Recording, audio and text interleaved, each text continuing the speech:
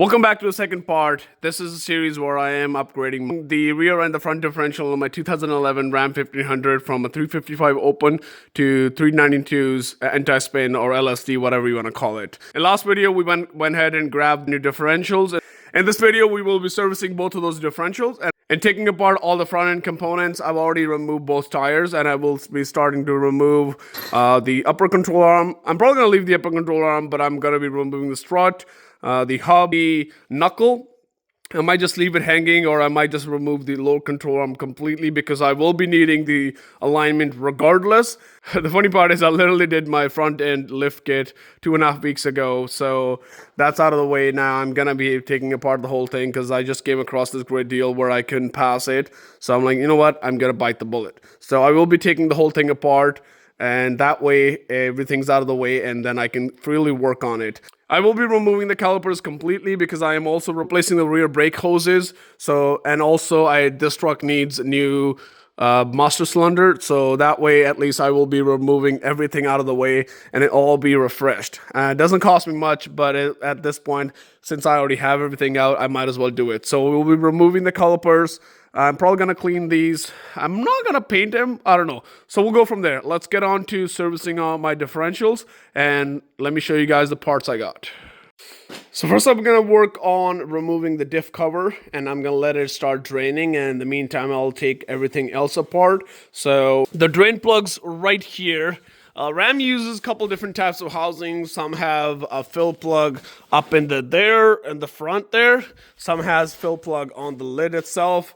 I am told that this is a 392, and I also ran the VIN number off the truck. I mean, I bought it off of a marketplace, and hopefully everything goes smooth, and this actually is a 392. I did spun the wheels, and they are spinning in the same direction. So fingers crossed, everything else goes smooth. There's nothing broken inside. Everything goes good. So let's get on to it.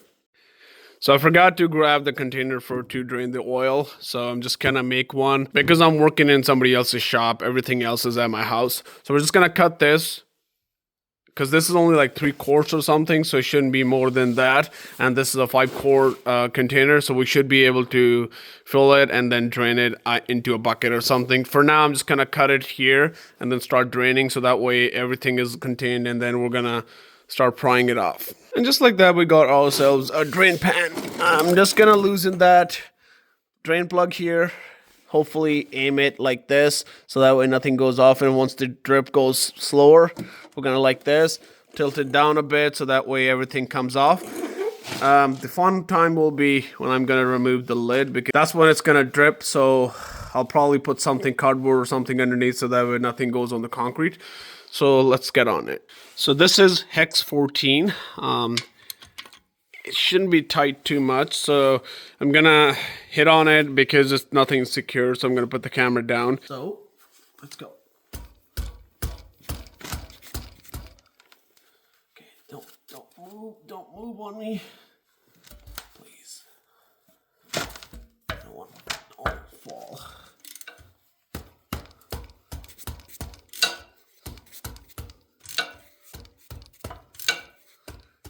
Hopefully it's not like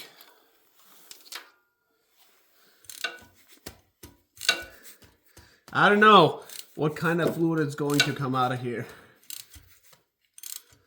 Going to be surprised. So I'm just gonna use this maybe. So holy fuck. That's not good. I see some sparkle. I mean, see that grayish shade right beside it when it falls in? And even right here, that gray stuff in there, I don't know. Like half of the fluid is, wherever the fluid's falling, it's leaving a black trail. So we'll know more once I pull the lid. I'm kind of nervous now. Like, I did a bunch of differentials. I did my differential, and it wasn't this bad. I mean, it was black, but it wasn't like metallic in there. So I'm gonna let it keep draining a little bit. Hopefully everything goes off, and then I'm gonna start to pry this diff cover off so that everything else falls off in there too. And hopefully it's just the break-in material and nothing bad in there. What I'm gonna do is I'm gonna start taking everything apart here with the impact. It's a 13 millimeter or half inch. In my opinion, half inch fits a little better than a 13. So we're gonna start taking these apart, and then I'll have to kind of like go in between and then scrape it off and take the housing apart out of the, take the diff cover and then kind of like separate it from the housing, and hopefully we don't find any shitty surprises in there. So let's get on it.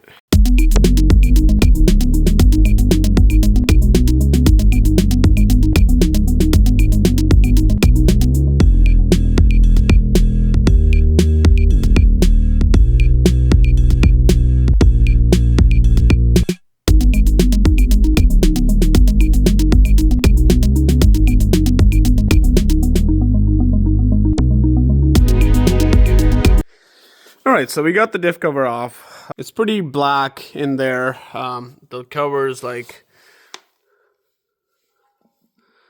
I mean, I don't see much of metals here, but it just seems like the initial break-in period. However, we'll see. I'm just gonna clean everything up and hopefully everything goes in smooth. I spun it around, made sure none of the teeth are cracked, like literally there's no damage. I can see every single teeth is good. I've counted the teeth and it is 392 confirmed. I can also see the clutch packs there, so this is a limited slip, which is anti-spin as well, so we are good to go. Everything seems fine. I don't see any damages, as I already mentioned. So I'm gonna clean it up, basically dump it, clean the whole thing, clean this, and put new RTV on it and slap it back on. And then I'm not gonna fill it yet because I will be filling it while it's inside. I don't know. We'll see. But as of now, I'm just gonna clean the shit out of it, make sure everything's cleaned. And just like that, the last piece of the puzzle's cleaned as well. This magnet. Everything's clean. I believe all the metal that I was seeing, because the magnet's literally in front of the drain plug, so that's what it was. So I'm gonna clean the whole thing. I will have to scrape this RTV off and then clean this, so I'm not gonna bore you guys with that. So I'll be back once this is cleaned. We were able to clean the housing and the diff cover. Everything is smooth. I removed all of the RTV. Apparently, I ran out of all my brake clean, so I will be leaving this right here because I don't want to put everything together, and also I didn't bring my RTV with me either, so I'll leave this housing alone for now. Gonna move on to the front diff, clean that, drain it, make sure that everything's good to go on that, and come tomorrow I'll bring in the fluids, RTV, everything, and put everything back together, and hopefully everything goes good to go. Now on the front diffs, we got, now this is Hex 8, drain plug, fill plug. So I'm going to loosen the fill plug, make sure that I'm able to lose it, because I don't want to drain it if I cannot fill it. So let's do that, and then we'll drain it. So I was able to loosen these.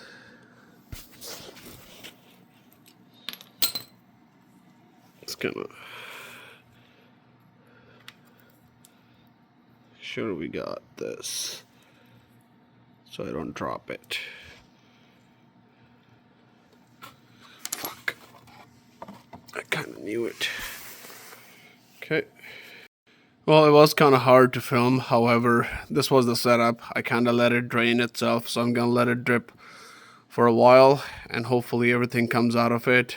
Because I cannot open the diff cover, which means there is no cleaning or anything, so I'm probably just going to run some fluid inside, maybe spray some brake cleaner or something, and then flush it a couple times, so hopefully everything comes out of it. Alright, so this is the next day. I brought some diesel with me. We're going to start flushing the front diff. I'm going to pour diesel, shake it a little bit, flush it out. I'll make sure every single contamination, it's not a contamination, but it's like the initial break-in, all metal debris and everything in there. So I'm going to start cleaning that off, and hopefully everything goes smooth.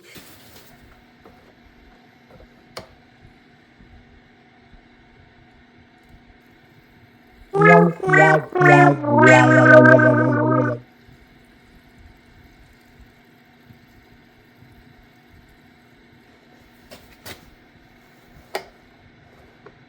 think I am all out. fall out. So it's gonna shake it a little bit, put the cap on it actually. Put this guy back on. Shake it, make sure that we got no leaks. Okay.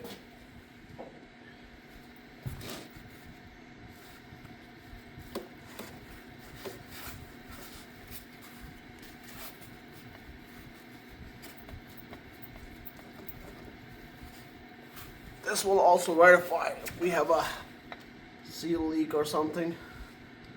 Just gotta make sure that, okay, there's no leaks that way.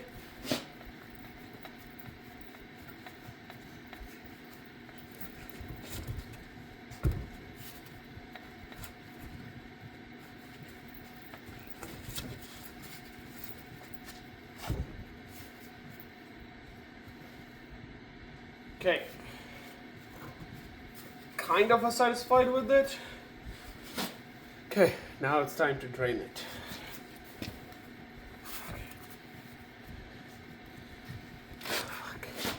Man, it's heavy. I don't know how I'm gonna manage to put it back in the truck, but we'll see.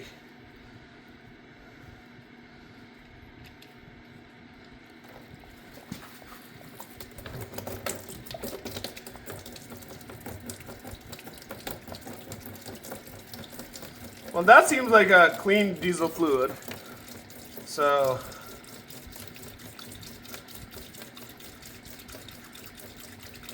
I don't see anything contaminated in it.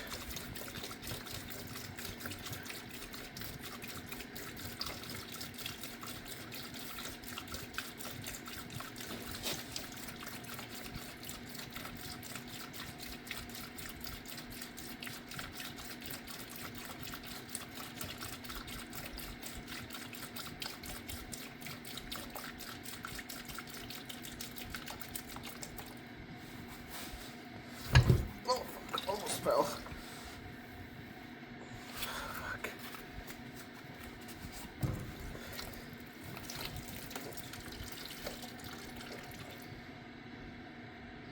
Gotta make sure that all four corners are cleaned and there's nothing left at all.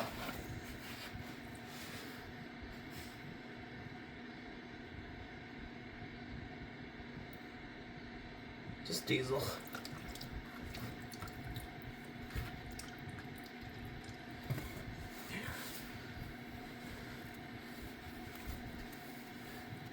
Okay. All right. I'm gonna let it sit for a little bit, and then start working on it.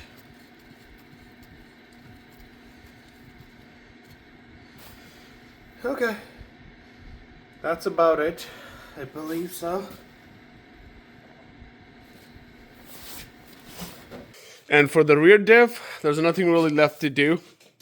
I am going to clean it up again with some brake fluid, make sure that everything's cleaned. Now that I've cleaned everything on this differential, I made sure that, like, the whole reason why I opened the diff cover in first place was because all the time there will be lots of debris and everything on here as like this collects the metal, right? And this being a limiter slip, there's the clutches in there. The clutches wear out. There was gonna be a clutch debris on the bottom. I could have just drained and filled because there's a fill plug at the outside the diff cover, but I actually wanted to inspect everything. So there it is. And if you guys are gonna start bashing me in my comment section that I shouldn't have done or whatever, I did my research. It is okay to clean everything. I am actually going to lube the gears by just a little bit of a fluid. Make sure that I spun them a little bit and make sure that everything is lubed before I throw the diff cover back on, so that until I fill it in, they're at least lubed, because I'll be spinning it a little bit, so I don't want to be spinning them raw.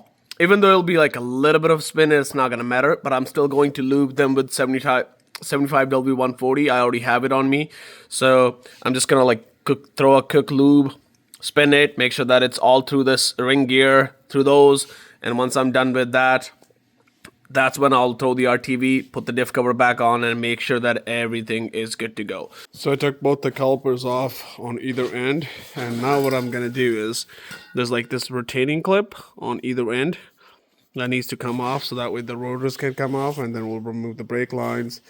And that way, a lot of this small stuff will be out. I might remove this sway bar as well. I might not. I don't know. We'll see how about that. All right, so everything's been stripped off this axle. I removed the speed sensors, removed the old broken brake cables, everything except that the vent pipe, and also I left the sway bar because, I mean, it's not in the way. It's not going to block me from putting the diff cover or anything on. So just like that, the diff cover's back on with our TV. I've torqued it, everything, make sure that everything's good to go. So we're going to let it sit. I mean, I'm not filling fluid in it anyways, so we'll go from there. And the same thing for the front diff. I've cleaned it, made sure everything's good to go, all clean. There's no more debris left in it. I'm going to still drain one more time to make sure that there's no diesel fluid in there. I'm going to put some actual 75W90 in there and dump it and make sure that there's no mix, nothing left in that. And for the rear, I'm going to leave it as is.